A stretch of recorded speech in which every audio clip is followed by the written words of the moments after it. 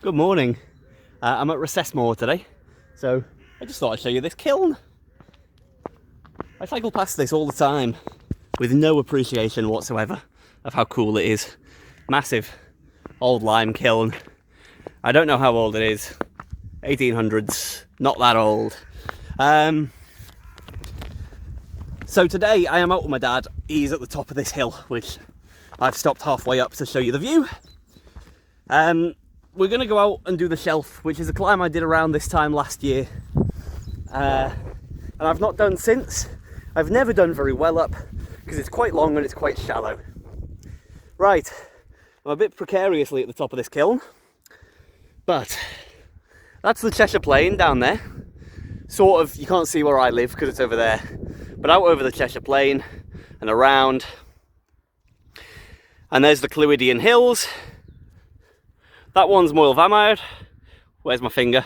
There's Moel Famau. Back into focus. That little gap there, again, terrible, yeah. That's Moel Arthur and along. We're going to go up Moel Arthur today, over Moel Arthur, and back over the shelf, which comes over, I don't know, somewhere in that direction. Right, onwards. So we turn this corner, there's some chickens in the field on the left, which is lovely to see, onto a horrible, horrible surface road, and we shall climb the shelf. Almost 5k, 5.5%, and oh, what's this? I've got to stop. Of course, barely a minute into the segment, there's a tractor that blocks the entire road and I needed to wait for. So yeah, I turned around. I had to completely get off, so I'm going to start again. Made an excuse to my dad, and drafted a tractor. And now for something completely different. So I have no idea how this is going to work, if you guys are going to enjoy the idea of seeing two climbs side by side. But I have done the shelf before. I've filmed it, the video is on my YouTube, so for the sake of, I guess, like the cataloguing nature of what I wanted to do with my YouTube channel, this climb, if you wanted to watch it in full, you can. I wanted to do something different with it, because it's an interesting climb, and it was one of my first videos, and it was frankly dire. And I'm not sure this will be much better, because this is still kind of me playing around. But I thought it'd be fun to play them side by side. Now, the rear view footage that you can see at the top, talk about sensory overload, there's so many moving parts here, there's no way you can focus on all of them. So yeah, sorry about that. The rear view footage is 2023. Obviously the left hand side is the 2023 effort I've done, and the right hand side is the 2022 effort. Annoyingly, I've put my metrics in different positions. I didn't intend for the first, 2 minutes of this to just be me criticising myself on the voiceover. Maybe I need to take stock here. But yeah, it's not a perfect video, but maybe it's interesting to see the landmarks and how I pass them differently. I was feeling much better for the effort in 2023. Not least because I've got Paul Hamlet's voice in my head saying, chain tight over the top. So every time it flattens off a bit, I'm thinking, yeah, keep the chain tight.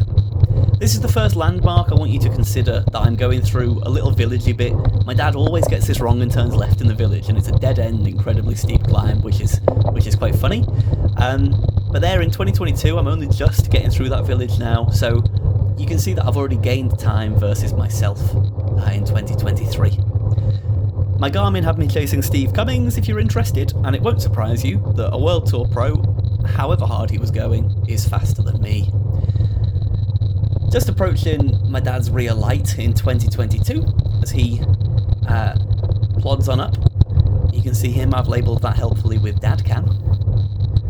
And because this was one of my first ever videos, I believe my mum was laughing that I just sort of shot past him and was like, hello, as he disappeared, which was a bit cruel, and it became a recurring theme. In the video, I've had to re-watch it, and my god, I thought it'd be like a funny shtick to count all the yellow bins as we went up, and by 10 minutes in, I'm thinking, shut up mate, no one cares, my god, that's boring. I don't know that the current talk of me slagging myself off is any better, but hey ho. I was putting out really consistent power in 2023, and I'm very happy with the effort. Here's Dad Cam on repeat. 2023 Dad. You go the right way. Just had a little bit of roadside banter through ragged breath of, oh, did you go the right way? Which, yeah, I'm not sure was actually very funny, but I thought it might be. But when it was, did you go the right way? I'm not sure that the humour came through. So as I've said on the text on screen there, this corner is quite a useful little benchmark for you guys to get an idea of how far behind I am in 2022, or to phrase that more positively, how far ahead I am in 2023. This is one of the steeper pitches on this climb, and in 2022 I was going as hard as I could up those, and in 2023 instead I was trying to flat pace it. By the way, I do apologise, the rear view footage in 2022 is just all over the place. Bears no resemblance to where I am on the climb whatsoever. I was just like, oh, that looks nice, I'll just stick it in randomly. The rear view footage that's actually been shown from 2023 does correspond to where I am on the climb. So yeah, I've been finding recently that flat pacing these efforts isn't as bad for my times as I thought it might be. And like I say, having Piglet's voice like, oh, just keep the power on over the top, is helping me to kind of push through mentally on those. And it might just be because my power is a little bit higher than it has been for those efforts. Like, I'm being able to sustain over 5 watts per kilo. I'm not going to be setting the world on fire with those powers, but for a sort of amateur knobhead on a bike, they're decent enough that maybe I am better flat pacing these kind of efforts. The problem I've got is there's basically no way of controlled testing that for myself versus myself. It's absolutely impossible to do. So I will just ride to feel, really. And here in 2023, I'm just approaching what to me is like the final segment of this climb. You know, you like mentally break things down in order to tackle them a chunk at a time. You get to this really exposed ridgeline, and it's, I guess, like a balcony road, if you want to call it that. That's very grand for this rubbishy farm track in Wales, but it's on the side of a ridgeline. It's called the Shelf for a reason. So in 2023, I'm really trying my best to just keep the power pushing over and thinking, I know the top is soon, I know the top is soon. Keep positive. But I was starting to struggle to keep the power down. The way my winter bike is set up,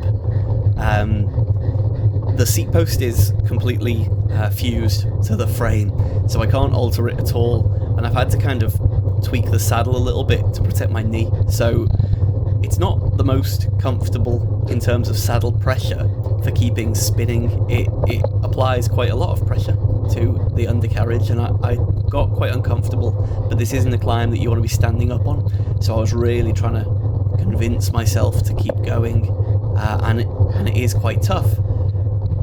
Especially here, although the camera's a bit low, you can start to see to the right of the 2023 footage that it kind of sweeps round to the right, this land mass, and you can see the road going up there, which frankly was a bit devastating because I could see that it was further than I thought, and large parts of it are flat or downhill, and I need to keep the power on, and we've just seen me do 200 watts, which is not good enough, even going downhill. I need to change gear faster, and I need to go for it. So in a way, that is my only frustration with myself in 2023, is that I've been working on that for a while, and I've just not adequately executed it. But so be it. I was really at my limit, and I've just taken that final right turn. By the way, in 2022, you can see that I'm nowhere near. I'm only just getting to that open part where you can see the road going up to the right.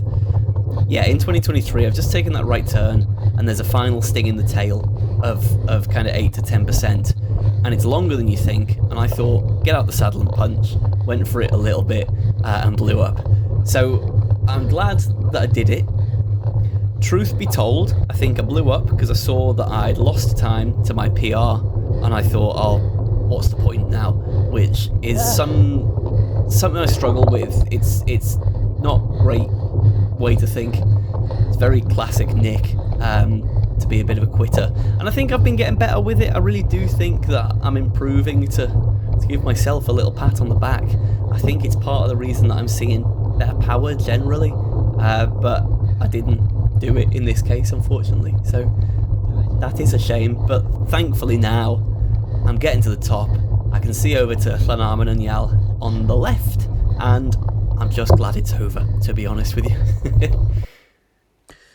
Whilst 2022 Nick finishes at 4 times pace now because he really needs all the help he can get, slow as. I'll give you a wrap up from here. I actually did one at the side of the road and I accidentally deleted it, which pros and cons. Cons, you have to look at my face in full now rather than getting the view from the top of the shelf. Pros, I've edited out a lot of swearing.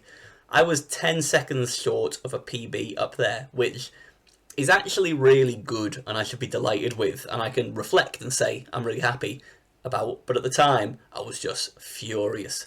If you look at my analysis, the reason I was quite so angry is because that flat line versus the, I don't know, pinky purple line. Pinky purple line is my PB. I was ahead almost all the way and I just couldn't keep it ticking over. So I was a bit gutted that I lost that lead at the very end. But you can see the greyish line there is my 2022 time, and I just consistently put time into it, which is great. Versus both of them, I lose time on the very end, and I felt like there was a bit of a headwind. I felt like the conditions weren't particularly in my favour on this 2023 effort, and that's fine. But when my dad got to the top, he said, "Oh, it was nice that we had that tailwind for the final third, wasn't it?" And I thought, what are you on about, mate? So if you want to believe me, a fairly stroppy young man who's always looking for excuses, or you want to believe someone who's been cycling for 40 years, has nothing to prove, and is pretty seasoned at understanding conditions, it's up to you. I'm going to say that the wind was against me. If you look at my efforts comparison, you know, my power was pretty good all the way through. I'm really happy with 340-ish watts for that duration. Again, that's just over 5 watts a kilo. And I had a couple of low bits of power that I'd like to keep it ticking over, but generally got to be pretty happy with that. I hope you've enjoyed this video. I know it's a bit different to the stuff I've been doing. I hope it's been worth watching. I'm just trying to make, you know, North Wales climbs I've already done still interesting to see again. But if they stop being interesting, I'll just stop filming them, because I'm not desperate to be a YouTuber. Just want to show off North Wales. So if there's anything you would like to see from me, as always, please do let me know. And if not, I'll just keep cycling up weird hills and putting footage on YouTube, and if you keep watching, thank you. Right, Everton have lost, we're going to get relegated, I'm absolutely miserable, and it's been a struggle to smile through this, so see you all soon.